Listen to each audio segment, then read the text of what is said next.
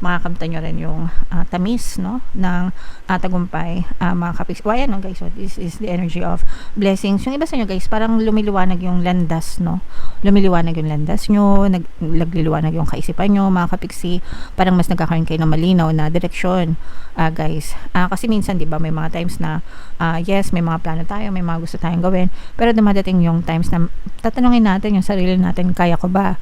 Kakayanin ko ba? Ito ba talaga yung gusto ko?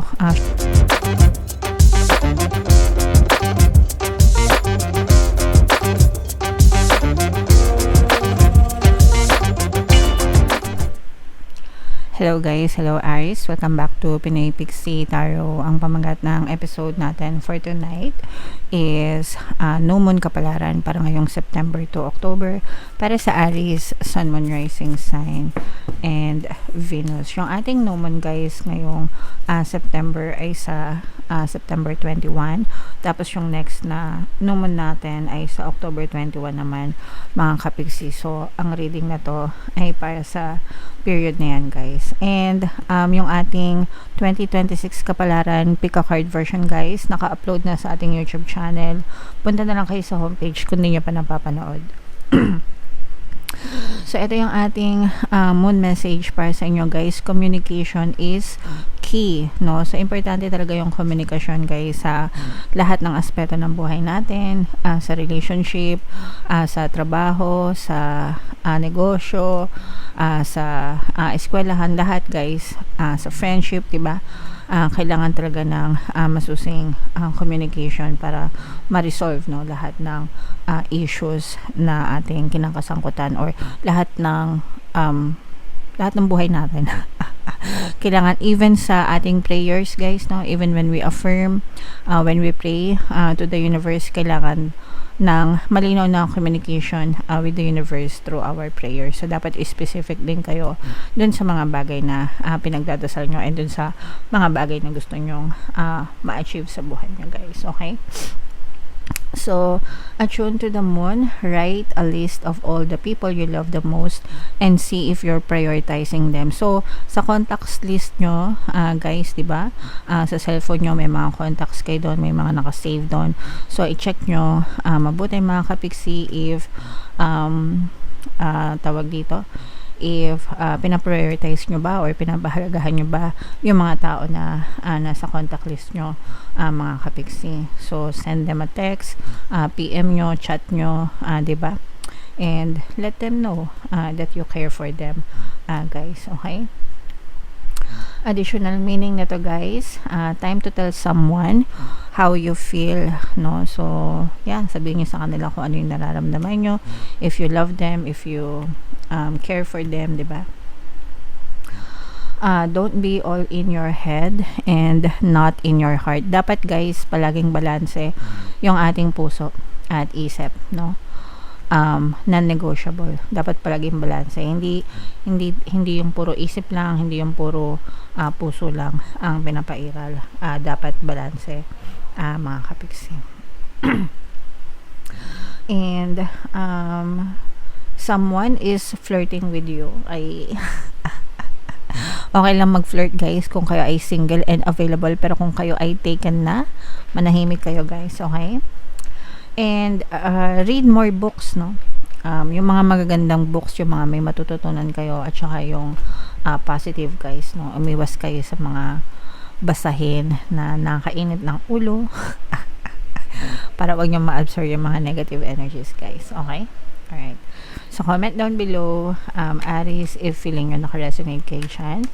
Tingnan natin, guys, yung ganap sa inyo. Hanapin natin yung energy ng moon at saka yung energy ng Aries. Habang sinashuffle ko to, guys, panoorin nyo muna yung video natin regarding sa ating paano mag-manifest ng abundance video course. Kapiksi, sawa ka na ba sa mga struggles at hirap sa buhay mo? Masipag ka ba at masikap sa buhay ngunit hindi ka pa rin umaasenso? Ilang beses ka na bang nag-attempt mag-negosyo at mag-invest pero palagi ka pa rin nalulugi? Sa pagkakataon na ito ay maaaring may subconscious beliefs ka na nagiging balakid sa iyong pag-unlad at pagyaman. Introducing, paano mag-manifest ng abundance video course. Dito ay matututunan mong ma-overcome ang mga balakid mo para tuluyan ka ng umunlad, umasenso, sumagana, maging matagumpay, successful at maswerte sa iyong kabuhayan, pera, trabaho, negosyo, salapi at kaperahan ng bonggang-bongga. Dali! Mag-send na ng email sa pinoypixie@gmail.com at simulan na ang iyong pagyaman ngayon. Alright, so sa lahat ng gusto mag-avail ng course guys, naka-flash sa screen nyo. Una, meron tayong paano mag-manifest ng abundance video course. Meron din tayong paano mawala ang third party at magkaroon ng harmonious na relationship. And meron din tayong paano pabalikin si ex, revise breakup. Sa mga interesado guys, mag-send lang kayo ng email sa pinoypixie@gmail.com. So, Aries guys, kayo ay represent ng King of Wands. Ito yung ating moon energy, mga kapiksi. Latag natin yung spread nyo guys. And sa mga naghahanap ng mga pampaswerte na lucky charms or lucky bracelet, guys, may mga items na makikita kayo sa description box nitong video at saka sa comment section lalagay ko na rin mga kapiksi. So, ito yung aventurine, ito yung citrine. Check out nyo na mga kapiksi.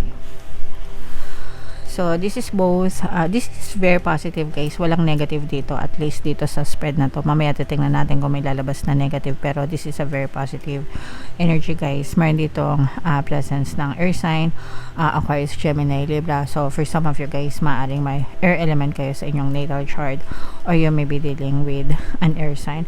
Unahin natin yung sa love guys, no? Kasi sa love and relationship talaga maganda. Communication nga, no? Kaya nga lumabas dito guys, no? Communication is key. Maganda yung communication nyo guys pagdating sa inyong relationship, and yun yung nagiging dahilan para mas maging strong or mas maging ma-okay, harmonious yung relationship nyo mga kapiksi. So, nakikita natin dito na kahit hindi masyadong madalas, no? Pero kapag nakipag-usap naman yung person mo sa'yo, talagang pinakikilig ka na yung ng person mo, no? So, may mga I love you, I miss you, kumain ka na ba? Itong 5,000 bumili ka ng merienda mo, yung mga ganon, yung mga nagpapakilig sa inyo mga kapiksi, no? Pero yeah, kahit na hindi naman super na tad-tad kayo ng text, but kapag nakakausap kayo ng person mo, talagang pinaparamdam niya sa'yo na mahal ka niya mga kapiksi. So, this is a very rare energy. Bihira lang kasi yung maganda yung love reading sa inyo. Kaya ayoko na mag-love reading guys kasi nakakasakit ng damdamin. Mas marami kasi sa inyong nega pagdating sa pag-ibig, no? Kaya parang ayoko na mag-love reading. Anyway, yeah, so ito yung energy nyo pagdating sa love mga kapiksi. And ito naman guys, this is a very very positive energy. Pagdating sa trabaho, nakita natin na yung iba sa inyo guys, maraming tumutulong sa inyo, no? Pagdating sa trabaho, pagdating sa workplace nyo, sa trabaho nga, no? So, especially kung baguhan pa lang kayo sa trabaho guys, or kung masyado kayo maraming ginagawa sa trabaho, parang nararamdaman mo yung teamwork, nararamdaman mo yung pagtulong sa inyo ng mga katrabaho nyo. So, at saka parang feeling mo, yung iba sa inyo, parang kapamilya nyo na rin. Nag-enjoy kayo sa work nyo. In short, mga kapiksi. And kapag nag-enjoy kayo sa work, maganda yan kasi magtatagal kayo sa trabaho, no? So, yeah. And eto naman guys, nakikita natin na for some of you talagang nagsisikap at nagtsatsaga kayo. Ito guys, nakikita natin na maraming opportunities yung nagbubukas para sa inyo, para maabot nyo tong mga pangarap nyo, yung mga dreams nyo, no? Kumbaga gumagawa si universe ng paraan, tinutulungan kayo ni universe actually, no? Na mag-open yung mga daan para sa inyo guys. Para maabot nyo yung mga dreams nyo, kasi talagang nakafocus kayo guys, no? Nakita natin yung pagka-focus nyo, yung hindi kayo pinanghihinaan ng loob kahit na hindi kayo agad-agad sumakses or tumagumpay, nagsisikap pa rin kayo, kaya si universe yung magbibigay sa inyo ng mga rewards, ng mga opportunities na deserve nyo, and yung mga opportunities na yun, pintuan sila na nagbubukas papunta sa inyong mga pangarap guys. Okay? So, i-mind nyo na yung pagtupad ng mga pangarap na yan. More opportunities, mga kapiksi. So, sikapin nyo lang guys. Pagsikapan lang. And eventually, makakamtan nyo rin yung tamis, no? Ng tagumpay, mga kapiksi. Ayan, no guys, so this is the energy of blessings. Yung iba sa inyo guys, parang lumiliwanag yung landas, no? Lumiliwanag yung landas nyo, nagliliwanag yung kaisipan nyo, mga kapiksi. Parang mas nagkakaroon kayo ng malinaw na direksyon, guys. Kasi minsan, di ba, may mga times na yes, may mga plano tayo, may mga gusto tayong gawin, pero dumadating yung times na tatanungin natin yung sarili natin, kaya ko ba? kakayanin ko ba? Ito ba talaga yung gusto ko? Sure na ba ako, 'di ba? Yung mga ganon. And it's okay, dumadating talaga tayo sa point na ganon. Pero at this point in time, kayo sa sarili nyo, parang mas nagiging malinaw yung isip nyo na ganito yung gusto nyo mangyari, ganito yun gusto nyong tahakin, and i-guide talaga kayo ni universe, mga kapiksi, and super i-bless kayo, guys, no? So this is the energy of blessings, pagpapala, kasaganaan, guys. Parang itataboy kayo, no? Parang itataboy kayo ni universe sa tamang landas para maranasan nyo yung more blessings sa buhay nyo, at saka yung sinabi ko nga kanina na katuparan na mga pangarap nyo, guys. Okay? And ito yung babala kasi lumabas yung ating 7 of Swords energy, mga kapiksi. So para sa akin, itong energy na to, ito yung pinaka-dangerous card sa lahat, no? Kasi ito yung betrayal, guys, no? This is the energy of betrayal, deception, manloloko, manggagancho, mga abusado, mga kapiksi. Para sa akin, wala nang mas masama, no? Parang mga corrupt lang, guys.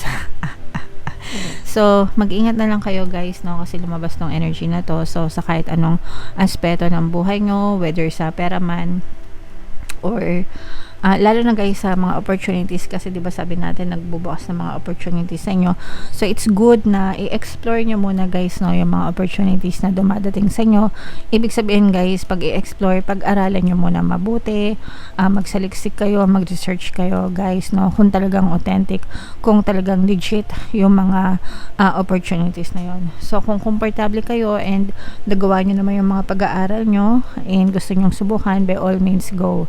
Pero kung nagdududa kayo, guys, kasi magdasal kayo, no, para magabayan kayo ng inyong mga spirit guides sa pamamagitan ng inyong intuition, para malayo kayo sa mga mapanganib na manloloko, mga kapiksi. Alright? Okay. So ito, guys, i-mind nyo na itong mga blessings na to, itong mga more opportunities, guys, pag-unlad, pag-asenso, yan talaga yung mga energy na nakita natin for you, especially itong katuparan ng mga dreams nyo, mga kapiksi. Okay, we have the star and the sun energy, napakagandang combo para sa inyo, guys. So comment down below, no? And for your 2026 reading, guys, kung hindi nyo ba napapanood, ito yung video, ito naman yung ating success stories ng paano mag-manifest ng abundance video course. Thank you for liking, sharing, and subscribing, guys. See you next time. I love you all. Have a nice day. Bye-bye.